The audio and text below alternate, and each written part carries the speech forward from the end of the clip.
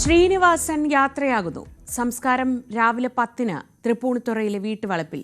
യാത്രാമൊഴിയേകി മലയാളം.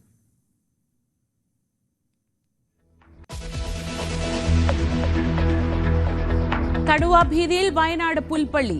ആക്രമണത്തിൽ ആദിവാസി വയോധികൻ കൊല്ലപ്പെട്ടതിൽ പ്രതിഷേധം ശക്തം. 20 ലക്ഷം രൂപയും കുടുംബത്തിലെ ഒരാൾക്ക് സ്ഥിരം ജോലിയും നൽകണമെന്ന് നാട്ടുകാർ. കടുവകളുടെ പ്രജനന കാലമായതിനാൽ ജാഗ്രത പുലർത്തണമെന്ന മുന്നറിയിപ്പുമായി വനംവകുപ്പ്.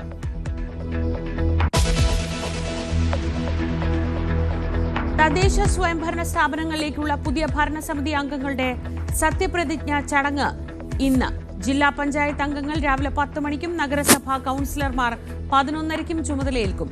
26, 27 തീയതികളിൽ മേയർ, ഡെപ്യൂട്ടി മേയർ പദവികളിലേക്ക് തെരഞ്ഞെടുപ്പ്.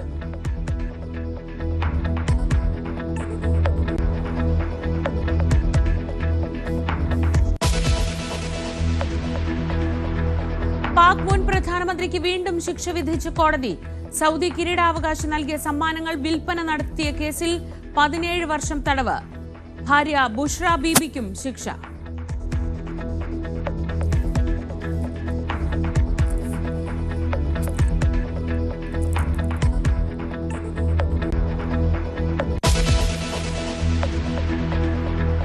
SIR-നെ ശക്തമായി ന്യായീകരിച്ച് പ്രധാനമന്ത്രി. SIR നടപ്പിലാക്കുന്നത് നുഴഞ്ഞുകയറ്റക്കാരെ തുരത്താൻ. ദേശദ്രോഹികൾ അനധികൃത കുടിയേറ്റക്കാരെ സംരക്ഷിക്കുന്നുവെന്നും ആരോപണം.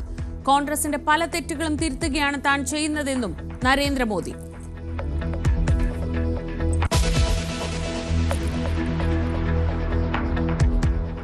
ഷരീഫ് ഉസ്മാൻ ഹാദിയുടെ കൊലയാളി ഇന്ത്യയിലേക്ക് കടന്നെന്ന ആരോപണവുമായി ബംഗ്ലാദേശ്.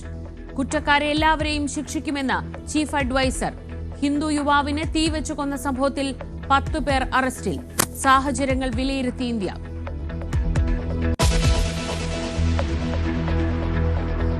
ഇംഗ്ലീഷ് പ്രീമിയർ ലീഗിൽ ആഴ്സണൽ വീണ്ടും പോയിന്റ് പട്ടികയിൽ ഒന്നാമത്.